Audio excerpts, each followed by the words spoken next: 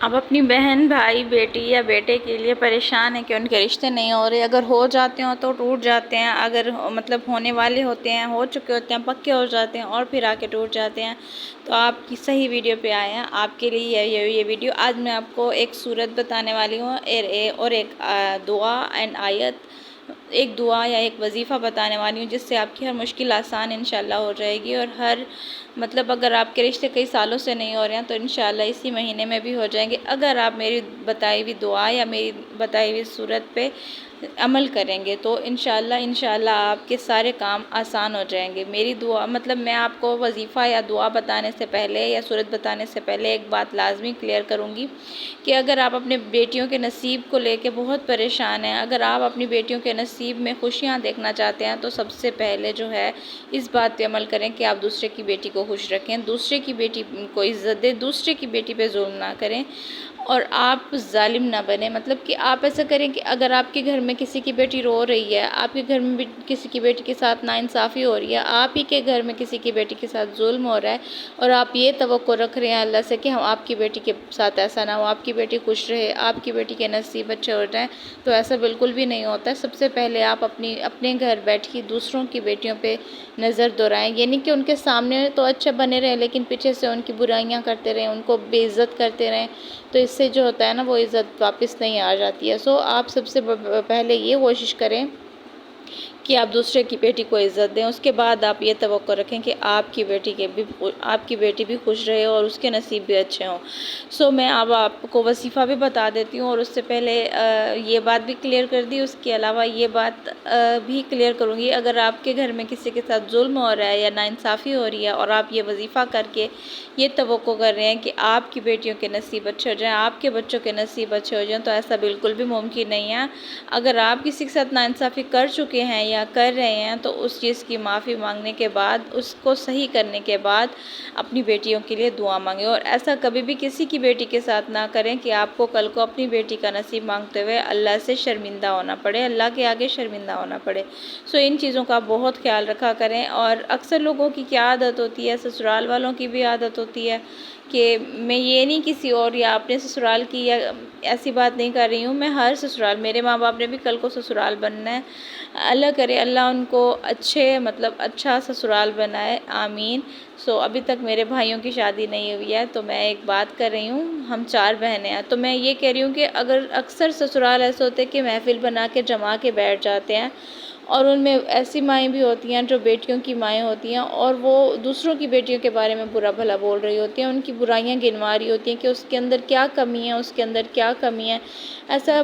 بہت غلط بات ہوتی ہے۔ مطلب جب سے میری بیٹیاں پیدا ہوئی ہیں نا، مجھے اس چیز سے بہت ڈر لگتا ہے کہ اگر میرے ساتھ میرا کوئی عزیز، میرا قریبی، کوئی اپنا بھی کسی کی بیٹی کے بارے میں بات کرے نا، تو میں یہی بات کرتی ہوں کہ خدا کا خوف کرو،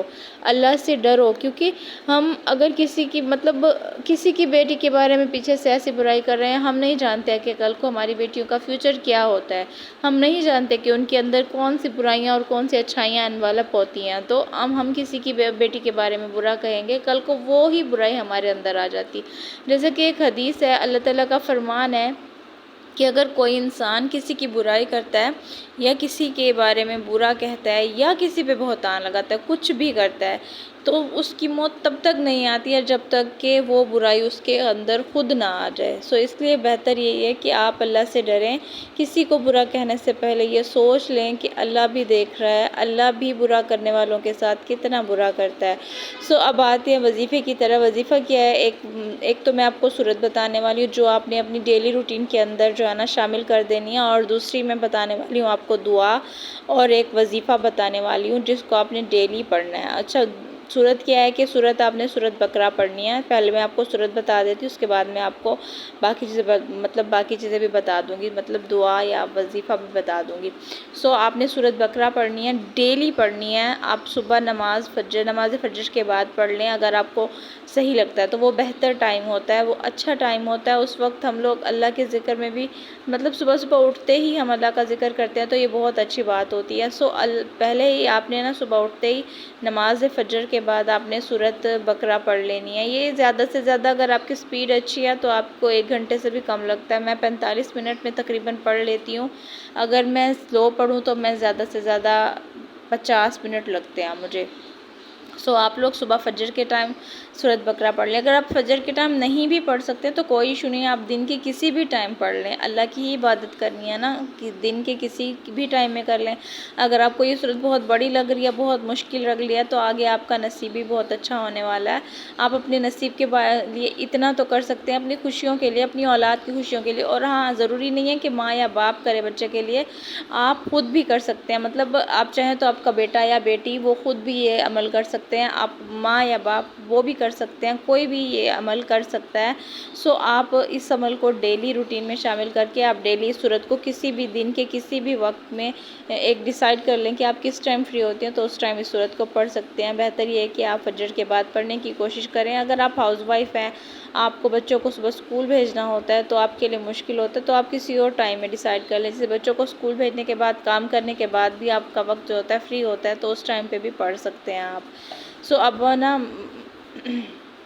یہ عمل کرنے سے آپ کو کسی کی منتیں نہیں کرنی پڑیں گی کہ بھئی کوئی آئے اور ہمارا رشتہ کروا کے دے، کسی کے گھر نہیں جانا پڑے گا، کسی کی منت اور ترلے نہیں کرنے پڑیں گے کہ بھئی ہمارا رشتہ کروا کے دے دو، ہمارے بچوں کے رشتے نہیں ہو رہے ہیں، خود کو ہی آئے گا اور بہت اچھا انشاءاللہ بہت نیک نصیب لے کے آپ کے بچوں کے لیے آئے گا، آپ کے بچوں کا رشتہ لینے کے لیے۔ اللہ آپ کے لیے کہاں کہاں سے وسیلے لائے گا، آپ خود اس چیز کو دیکھ کے حیران رہ جائیں گے۔ یہ سورت پڑھنے کے بعد آپ نے اللہ تعالیٰ سے دعا مانگنی ہے، اول آخر 11 مرتبہ درود ابراہیمی پڑھنی ہے۔ انشاءاللہ آپ کی دعا قبول ہوگی اور آپ کے بیٹیوں کے نصیب بہت اچھے ہوں گے۔ اللہ سب کی بیٹیوں کے نصیب اچھے کرے، میری بیٹیوں کے نصیب اچھے کرے، اور جو میری ویڈیو کو دیکھ رہے ہیں ان سب کے نصیب کو اچھی کرے، آمین ثم آمین۔ اور آپ لوگ اس عمل کو ہمیشہ جاری رکھیں گے تو انشاءاللہ آپ کی بیٹیوں کا نصیب روشن ہوگا اور آپ اپنی بیٹیوں کے نصیب کو دیکھ کے خوش ہو جائیں گے۔ اور باقی آزمائشیں تو اللہ کی طرف سے آتی رہتی ہیں، کیونکہ بے شک اللہ تعالیٰ اپنے نیک بندوں کو ہی چنتا ہے آزمائش کے لیے۔ آگے میں آپ کو ایک سورت بتا دیتی ہوں، سورت میں بتا چکی ہوں، آپ کو ایک آیت بتا دیتی ہوں۔ پہلے میں نے جس کا بتایا تھا وظیفہ، تو وہ آیت میں آپ کو اسکرین پہ بھی شو کروا دوں گی۔ وہ آیت آپ نے ڈیلی 11 مرتبہ پڑھنی ہے۔ اگر 21 مرتبہ ہو سکے تو آپ 21 مرتبہ پڑھیں، ورنہ آپ 11 مرتبہ پڑھنا چاہیں تو مطلب آپ 11 مرتبہ بھی پڑھ سکتے ہیں۔ وہ آیت ہے یاسین سورت میں ہے، یاسین سورت کی 36 آیت ہے، سبحان الذی خلق الازواج کلھا، بس اتنا ہی پڑھنا ہے آپ نے، اور 11 یا 21 مرتبہ آپ نے اس کو ڈیلی پڑھنا ہے۔ اس سے انشاءاللہ آپ لوگوں کے آپ کی مشکلات بھی حل ہو جائیں گی، اگر آپ کے گھر پہ کوئی نظر لگی ہوئی ہے وہ بھی ختم ہو جائے گی، اگر کوئی بندش ہے وہ بھی ختم ہو جائے گی، اور آپ لوگ ہمیشہ مطلب آپ لوگوں کے گھر میں انشاءاللہ سکون برپا ہو جائے گا۔ اور آپ لوگ مجھے ضرور دعا میں یاد کیجیے گا، اگر آپ لوگ دعا مانگیں تو آپ نے دعا دل سے کرنی ہے، یقین پختہ کر کے کرنی ہے کہ اللہ آپ کو نیک ہم سفر دے، نماز پڑھنے والا دے، اور آنکھوں سے دیکھ سکتا ہو اور کانوں سے سن بھی سکتا ہو۔ اللہ سب کی بیٹیوں کو اچھے نصیب کرے، سب کی بیٹیوں کو نیک اور